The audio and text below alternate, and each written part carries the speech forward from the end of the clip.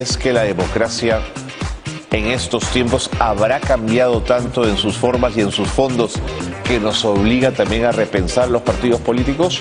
Bueno, Jerjes Loaiza es sociólogo, docente universitario.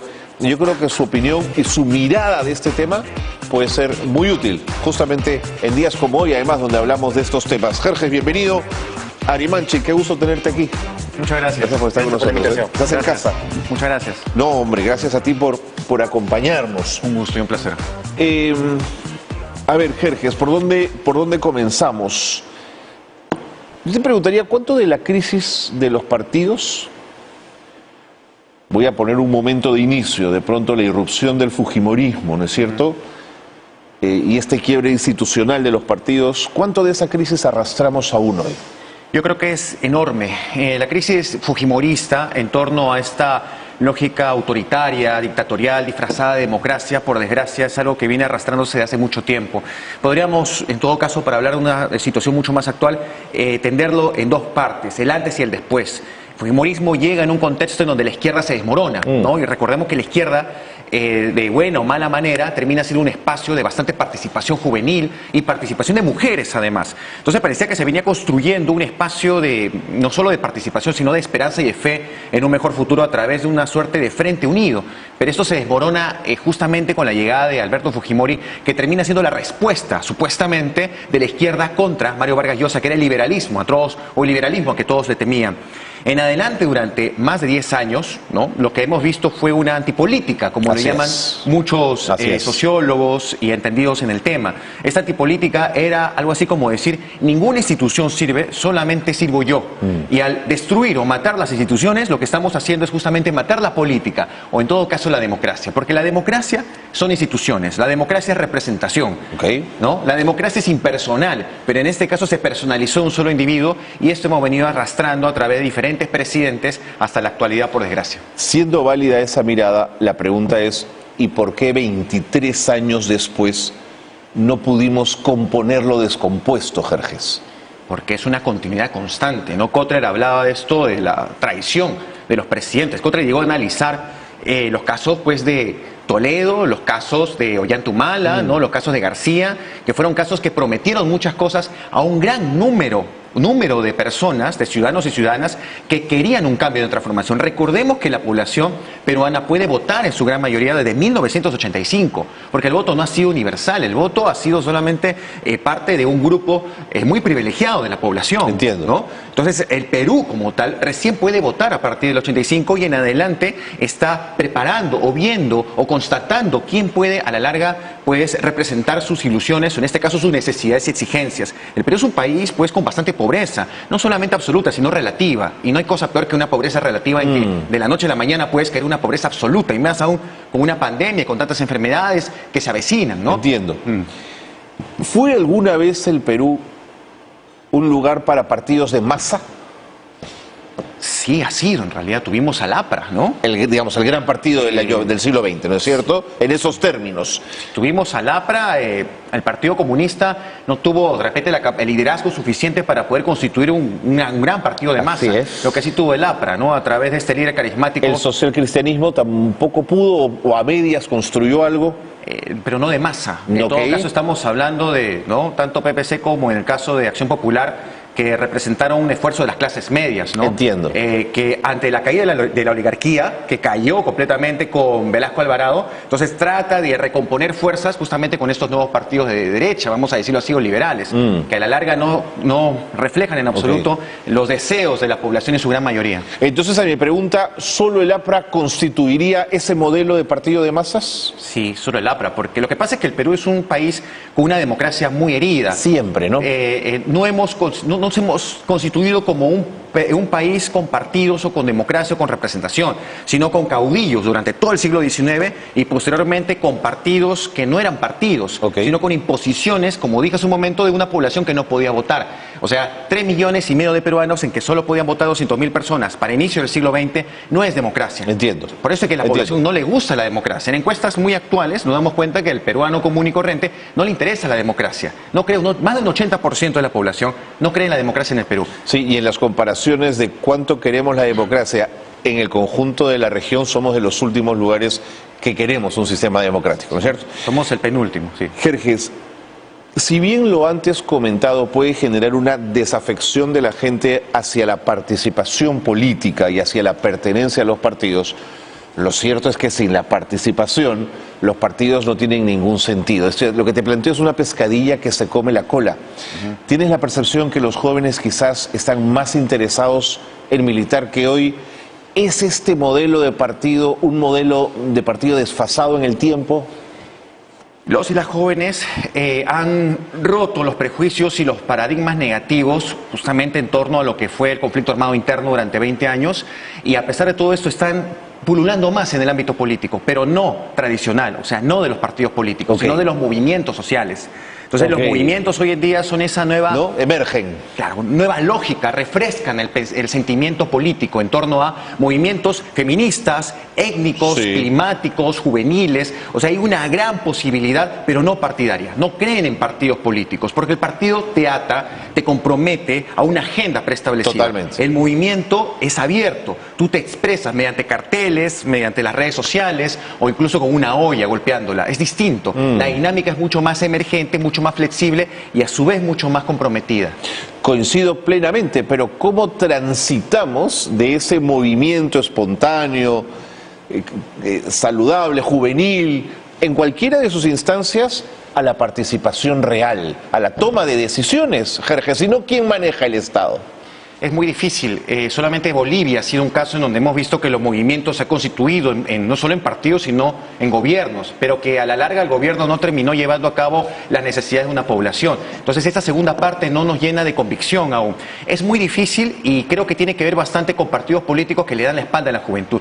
Estadísticamente nos damos cuenta que no hay muchos jóvenes que están en cargos políticos de cara incluso a estas elecciones municipales. Entonces eso nos hace pensar. Queremos que la juventud, las juventudes en su gran pluralidad participe con nosotros, pero no les damos un cargo o no les damos cabida. Hasta el día de hoy sigue pasando eso. Así no va a haber ningún recambio político en absoluto. Sí, los viejos partidos usaban a los jóvenes para el volanteo, ¿no es cierto? No para el trabajo real. Sí, eso pasaba, pero el partido de masas, el APRA, sí estaba constituido mayoritariamente por jóvenes. Y tuvo juventudes, además, que siempre destacaron y que luego llegaron a la gran política, dicho sea de paso, ¿no es cierto? Sí, claro que sí. Jerjes, ¿cuánto del sistema político, ya como sistema, crees tú que impide o frena aspirar a tener partidos políticos saludables? Bueno, lo que pasa es que como sistema estamos tratando de recomponernos, por ejemplo, tema de la posibilidad de generar un marketing menos privilegiado para personas con dinero, sino personas que puedan postular, ¿no?, en la política, en la gran política, sin necesidad de ser grandes empresarios. Por desgracia, la manera como hemos tenido los partidos políticos, o en todo caso las elecciones o todos estos espacios electorales han sido únicamente privilegiados para determinados empresarios o empresarias, o sea, personas que tienen suficiente capital. Muchas de las personas que buscan el poder son personas que tienen intereses ya particulares. Totalmente. ¿No? Y el problema radica en que no se te prohíbe que tú puedas estar en la política. El problema es que una vez en la política, hemos visto, terminas generando políticas en tu favor. Lobistas que a la larga no representan en absoluto los intereses del país. Lo peor de todo, y con la disculpa del caso de los medios de comunicación, es que un buen porcentaje de los medios también están en manos de una sola empresa. Entonces eso termina siendo un espacio de mucha crítica o de desconfianza de la población, porque ¿me están diciendo la verdad o no? ¿O están en conexión con estos otros políticos que están a la larga postulando? Entonces no nos dan alternativas y necesitamos alternativas. Y cuando nos dan alguna alternativa no está lo suficientemente preparada y termina siendo otro espacio de conflicto como lo estamos viendo ahorita entre Ejecutivo y Congreso. ¿Crees que el sistema político peruano debería ser más claro en tolerar qué partidos sí y qué partidos no deberían estar presentes en la vida política de nuestro país? Pongo un ejemplo. Cuando el Movadef quiso presentarse y tener representación política, el Jurado Nacional con una claridad meridiana le dijo: ustedes no pueden hasta que no resuelvan su discurso interno ligado con la violencia. Claro. Pero al mismo tiempo, el Fujimorato, según el Ministerio Público, es una expresión de una organización criminal, Jerjes, y sigue votando en el Congreso de la República. ¿Cómo se condice esto? Lo que pasa es que el Fujimorato tiene un poder extraordinario en diferentes espacios. Este poder le permite, pues, a la larga, constituir o construir una lógica de representación, quieras o no. porque la representación no única, o sea, la subjetividad política no radica únicamente en lo real, materialmente hablando, como espacio de justicia, sino en torno a lo que subjetivamente construye la población. ¿Y qué se construye? Un ideario de salvación. Un relato, ¿no?